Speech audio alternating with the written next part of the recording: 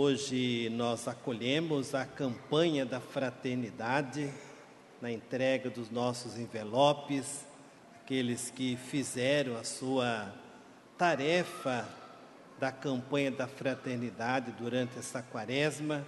Nós vamos acolher recebendo os envelopes nesta celebração, na hora do ofertório.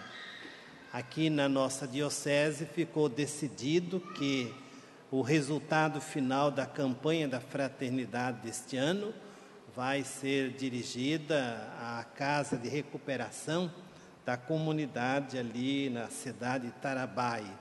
Ali nós temos um grupo de pessoas que administram uma modesta, simples, paupérrima casa em situação bastante precária. Então nós, padres, resolvemos acolher a coleta e distribuir em função de uma nova casa que vai ser construída em função de colaborar, ajudar tantas pessoas que são vitimadas pelo vício da droga e assim por diante. Pois bem, hoje nós estamos domingo de Ramos, iniciando a Semana Santa. Podemos nos perguntar, o que trazemos, o que vamos trazer nesta Semana Santa? Nessa Semana Santa, nós vamos lembrar o maior mistério da nossa salvação. Nós vamos celebrar o centro, o coração desse grande mistério da minha salvação, da sua salvação. Talvez na vida espiritual pudéssemos descobrir. A gente vive, irmãos, materialmente falando, humanamente falando, mas nós somos cristãos e temos uma ideia de que o pecado, ele dominou um dia a vida da existência humana. E a existência humana ficou pecaminosa.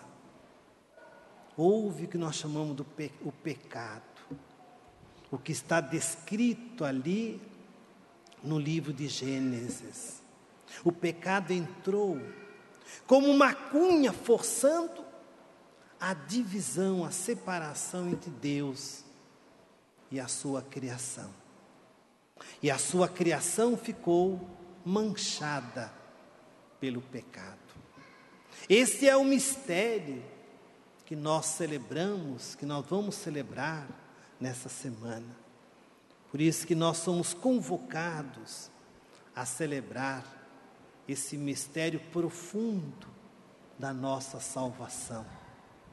Nós não somos, a igreja cristã não é uma igreja onde nós nos reencarnamos como possibilidades de transferir pecado de existência para existência. Isso não existe na fé cristã. Nós acreditamos em um Salvador. Esse Salvador chama-se Jesus Cristo. Ele é o centro que veio fazer esta comunhão conosco.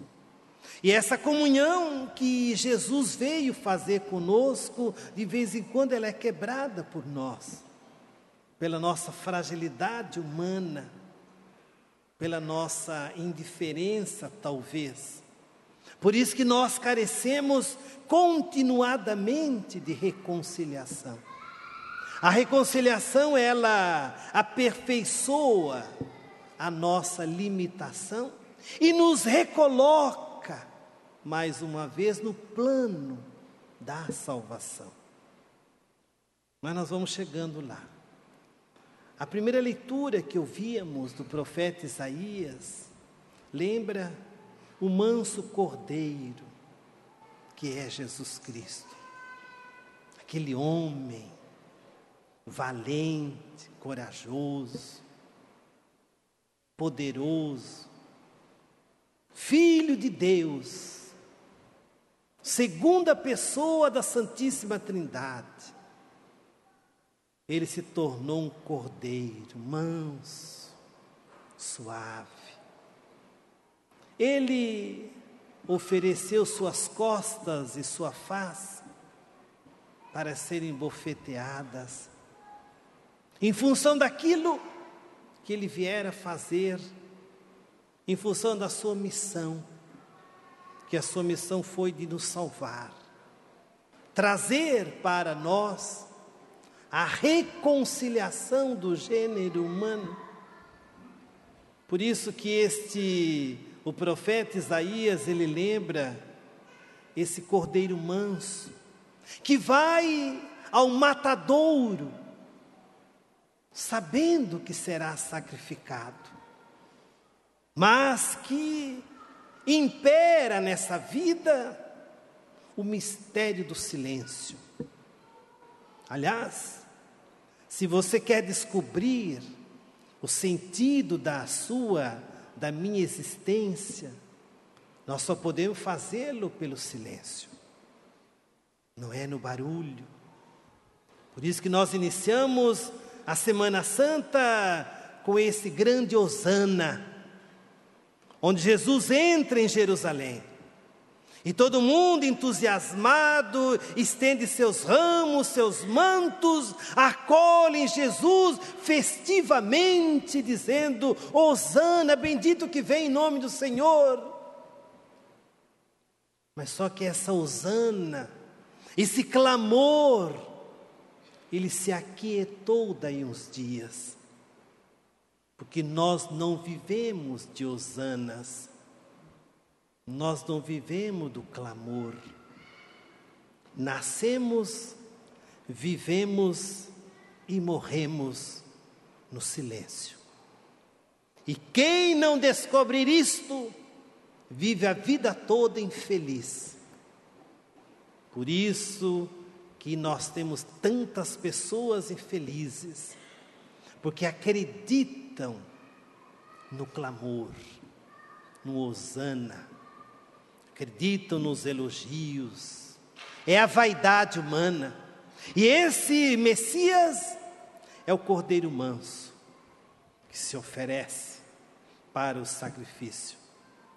Diante da tragicidade humana, este homem, Jesus, não disse quase nenhuma palavra, apenas pequenos refrões, como respostas curtas daquele que não quer muita conversa. Esse Jesus, ele não esticou o diálogo, porque o diálogo esticado cria discussões. Você quer brigar? Estique o seu diálogo, e aí começa a briga. Você quer desentendimento? Estique o seu diálogo, a sua conversa, aí o desentendimento vai acontecer.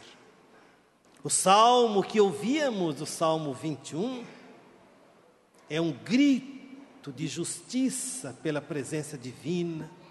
E essa presença divina, de uma forma tão equivocada, não era uma presença divina tranquila, era uma presença divina pândiga, divertida.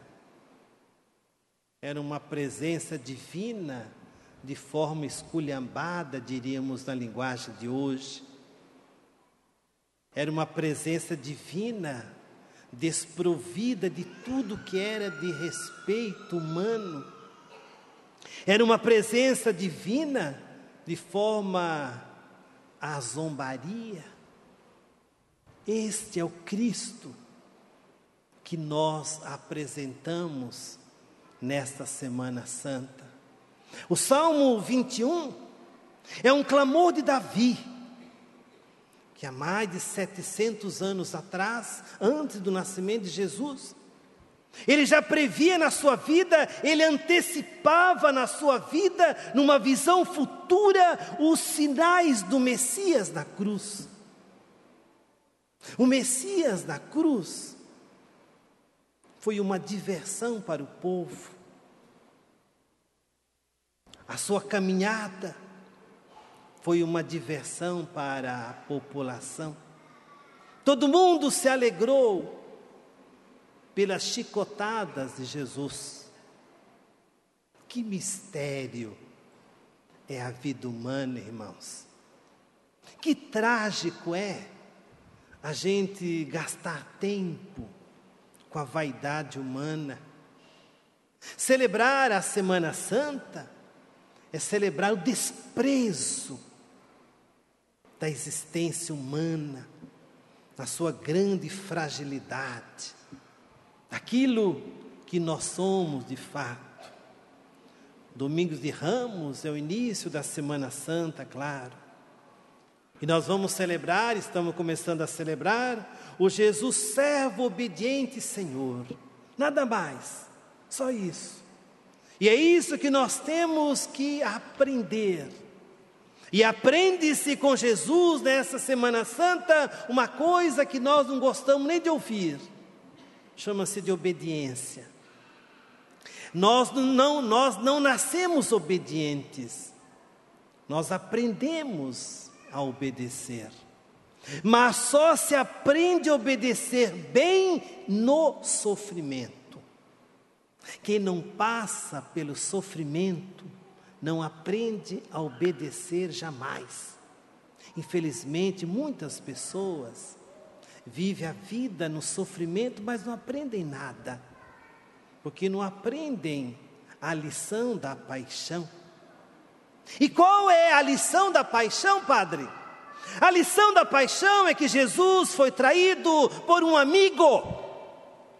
Por um amigo. Quem traiu Jesus não foram os inimigos que Jesus tinha, foi seu amigo. Amigo do peito. Amigo que partilhou consigo o pão, a Eucaristia. Mas na hora exata do testemunho, da valorização de quem era aquele homem, ele o trai por 30 moedas. Somente. Vejam vocês, amigos, o que significa ser amigo para alguém. Talvez por isso que hoje nós temos tão poucos amigos. Porque o amigo deveria ir até a cruz, até o sofrimento. O amigo é para as horas difíceis. Amigo das festas, todo mundo tem. Mas amigo da dor, do sofrimento, difícil.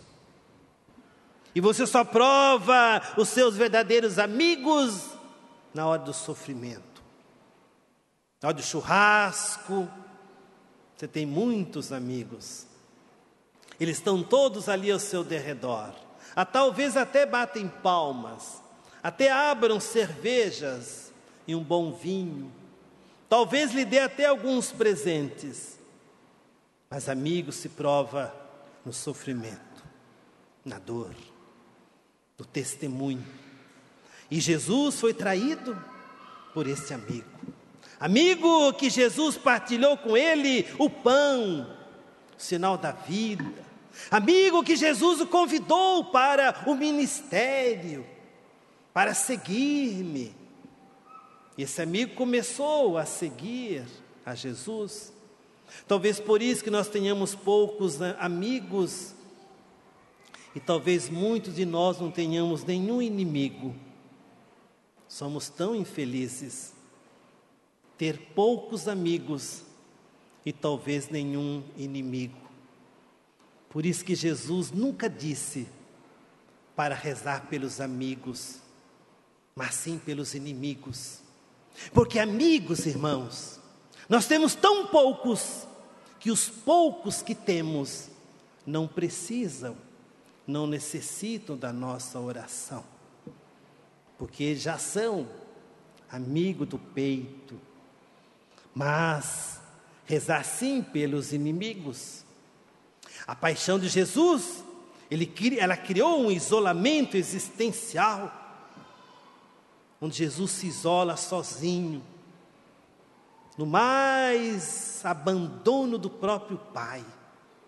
Por isso que na cruz, ele clama a sua última oração: meu Pai, meu Deus, por que me abandonaste?